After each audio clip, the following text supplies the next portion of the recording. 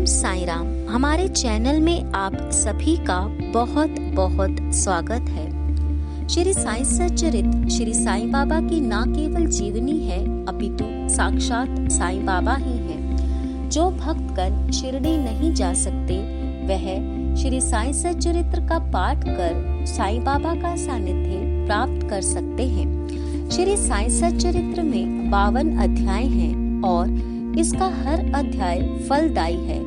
आइए आपको इन 52 अध्यायों की फलश्रुति के बारे में बताते हैं। यदि आप बाबा के दर्शन चाहते हैं और उनकी कृपा पाना चाहते हैं तो आप अध्याय 1 का पाठ कीजिए। इससे आपको बाबा के दर्शन होंगे और उनकी कृपा भी प्राप्त होगी। यदि आप समाज में मान्यता प्राप्त करना चाहते हैं तो आप अध्याय 2 का पाठ कीजिए। अगर आपके घर में कोई भी परेशानी चल रही है तो आप अध्याय 3 का पाठ कीजिए। इस पाठ से आपके घर की सभी समस्याएं खत्म हो जाएंगी। अगर आपके बीच कोई गलत फहमी हो गई है तो आप अध्याय 4 का पाठ कीजिए। इस पाठ से सभी गलत फहमियां दूर होंगी। अगर आपकी कोई चीज खो गई है या कोई व्यक्ति लापता हो गया है तो आप अध्याय 5 का पाठ कीजिए। इस पाठ से खोई हुई चीज मिल जाएगी और लापता व्यक्ति भी वापस आ जाएगा। यदि आपके घर में वास्तु दोष है तो आप अध्याय 6 का पाठ कीजिए। इस पाठ से सभी वास्तु दोषों का नाश होगा। यदि घर में कोई व्यक्ति बीमार है तो आप अध्याय 7 का पाठ कीजिए। इस पाठ से बीमार व्यक्ति को राहत मिलेगी। यदि आप अपने कामयाबी के रास्ते खोलना चाहते हैं तो आप अध्याय 8 का पाठ कीजिए। इससे कामयाबी के सभी रास्ते खुल जाएंगे। यदि आप संकट में घिर चुके हैं और इन संकटों से मुक्ति चाहते हैं तो आप अध्याय 9 का पाठ कीजिए। इस अध्याय से आपके सभी संकट मिट जाएंगे। यदि आपको नींद नहीं आती तो आप अध्याय 10 का पाठ कीजिए। इस अध्याय से आपको अच्छी नींद आने लगेगी। यदि आप संत जनों का सहवास चाहते हैं तो आप अध्याय 11 का पाठ कीजिए। इस पाठ से आपको संत जनों का सहवास मिलेगा। यदि आपका कोई कोर्ट कचहरी में मामला चल रहा है तो आप अध्याय 12 का पाठ कीजिए। इस पाठ से कोर्ट कचहरी के मामलों में कामयाबी मिलेगी। यदि घर में कोई व्यक्ति टीबी की बीमारी से जूझ रहा है तो आप अध्याय 13 का पाठ कीजिए। इस पाठ से बीमार व्यक्ति को टीबी से छुटकारा मिलेगा। यदि आप पुत्र रत्न की प्राप्ति चाहते हैं तो आप अध्याय 14 का पाठ कीजिए। बाबा की कृपा से आपको पुत्र रत्न प्राप्त होगा। यदि आप नौकरी में बढ़ोतरी चाहते हैं तो आप अध्याय 15 का पाठ कीजिए।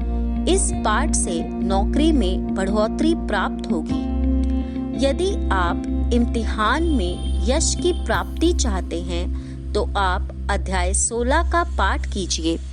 इस पाठ से इम्तिहान में यश की प्राप्ति होगी। यदि आप दैवीय मार्गदर्शन चाहते हैं तो आप अध्याय 17 का पाठ कीजिए। इस पाठ से आपको दैवीय मार्गदर्शन प्राप्त होगा।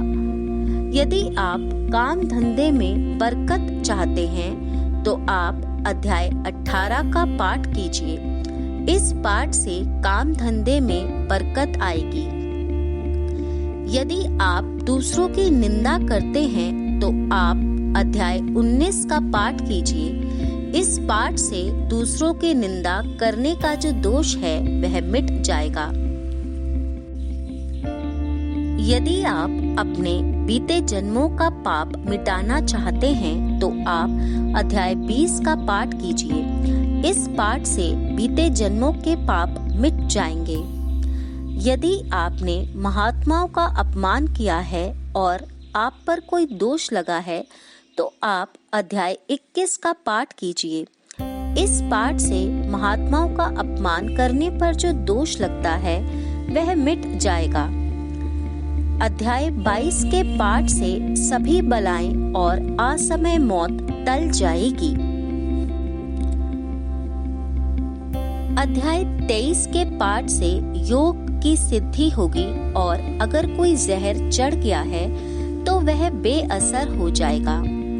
यदि आप गुरु की कृपा प्राप्त करना चाहते हैं तो आप अध्याय 24 का पाठ कीजिए। इस पाठ से गुरु कृपा से होने वाली ज्ञान की प्राप्ति होगी।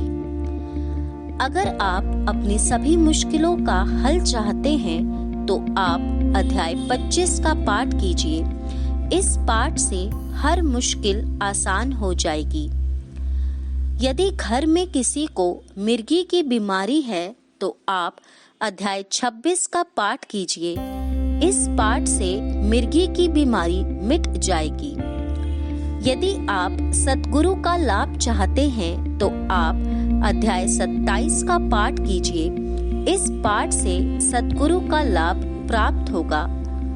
यदि आप सपने में बाबा के दर्शन प्राप्त करना चाहते हैं तो आप अध्याय 28 का पाठ करें। इस पाठ से बाबा ने चाहा तो आपको बाबा के दर्शन सपने में प्राप्त अवश्य होंगे। यदि आप धन का लाभ चाहते हैं तो आप अध्याय 29 का पाठ करें। इसके पाठ से आपको धन का लाभ होगा। यदि आपसे देवी देवता नाराज हो गए हैं तो आप अध्याय 30 का पाठ करें। इस पाठ से देवी देवताओं की नाराजगी दूर होगी। यदि आप चाहते हैं कि मौत के वक्त आपको बिल्कुल भी तकलीफ ना हो तो आप अध्याय 31 का पाठ करें। इसके पाठ से मौत के वक्त में बिल्कुल भी तकलीफ नहीं होती। यदि आप गुरु का प्रसाद प्राप्त करना चाहते हैं तो आप अध्याय 32 का पाठ करें। इसके पाठ से गुरु का प्रसाद प्राप्त होगा। यदि किसी को बिच्छू का जहर चढ़ गया है तो वह अध्याय 33 का पाठ करे। इसके पाठ से बिच्छू का जहर उतर जाएगा। यदि आप या आपके परिवार में कोई भी लाइलाज बीमारी से जूझ रहा है तो आप अध्याय 34 का पाठ करें। इस पाठ से लाइलाज बीमारी भी मिट जाएगी। यदि कोई भूत प्रेत के चुंगल में फंस गया है तो वह अध्याय 35 का पाठ करे। इससे भूत प्रेतों के चुंगल से मुक्ति मिलेगी।